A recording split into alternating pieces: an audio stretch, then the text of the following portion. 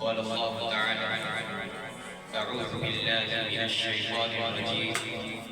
هو الذي بعث في الأميين رسولا منهم يتلو عليهم آياته ويزكيهم ويعلمهم الكتاب والحكمة وإن كانوا من قبل لفي ضلال مبين. رئيس الحفل الكريم، أساتذة الأجلة وإخوتي الأعزة، أريد أن ألقي إليكم كلمات عديدة حول الموضوع البعثة المحمدية وفضلها على الإنسانية.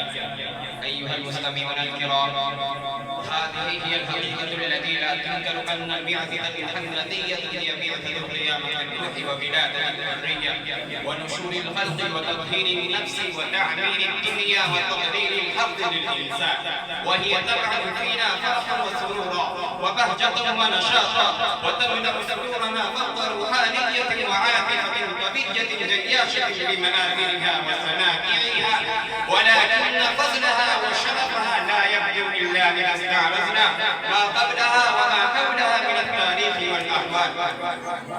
أيها الإخوة، كما أنتم تعرفون معرفة جيدة أن العالم قبل مبعث النبي صلى الله عليه وسلم كان في أحد أدوار التاريخ بلا خلاف، وكانت الإنسانية متدلية منحدرة منذ قرون وفي فوضى شديدة للأخلاق وفي انهيار السلوكيات وقهر وحلال للفقراء والمستضعفين، وبلغت البشرية أوجها في القساوة والضراوة والبهيمية والهمجية، وخلت الأرض منشدة من أهل الإسلام والإيمان، واشتعل الشرك والبدع وعم الظلم والطغيان، وصار الحق رسما عافيا خلقا باليا ميتا وسط أموات، وجعلت الإنسانية تلبس أنفاسها الأخيرة،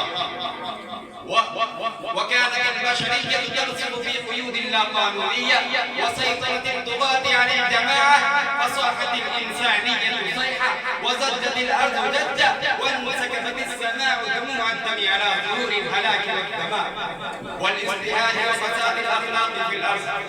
وهذه حقيقة ناسية أن الله عز وجل رحيم على عباده ورحمن على خلقه ورحم على عباده، وأرسل فيهم رسولا منهم يتلو عليهم آياته ويزكيهم ويعلمهم الكتاب والحكمة.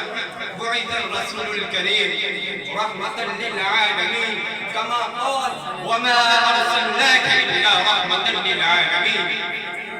فإنه هدى الناس وأرشدهم إلى الصراط السوي المستقيم، وأنقذهم من شباب في نهار من البدع والخرافات، وأخرجهم من الظلمات إلى النور، وقرر الحق للإنسان، وطهر النفوس من الأنجاس، وزكى القلوب من الأرجاس. يا أيها الإخوة، لكن اليوم أسهل علينا أن نجد في أنفسنا من روح محمد صلى الله عليه وسلم وحريته وخلقه. ألسنا نعيش شورا تقيد الشيطان وأتباعا كعبيد الأرض وهمجا كعبد الجاهلية؟ وهل اتخذنا من أحكام الله منهاجا ومن كلام رسوله علاجا؟ فالجواب في النفس: تركنا اليوم كل ما نحتاج إليه في قيادة البشرية وقيادة العالم كله.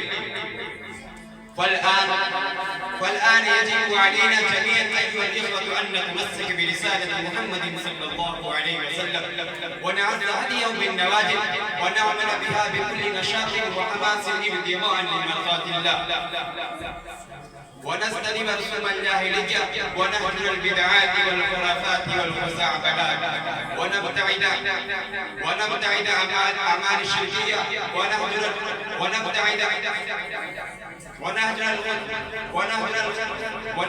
ونجتنب رسوم الجاهلية ونهجر البدعات والخرافات والخزعبلات، ونبتعد عن أعمال الشركية ونقلع جذورها من مجتمعاتنا الإسلامية، ونتأسى بنصرته الحسنة ونقتدي بقدوته الكريمة، لأنها حقيقة ثابتة لا تنكر، وقد اعترفها كبار الفلاسفة والعلماء من الديانات الأخرى.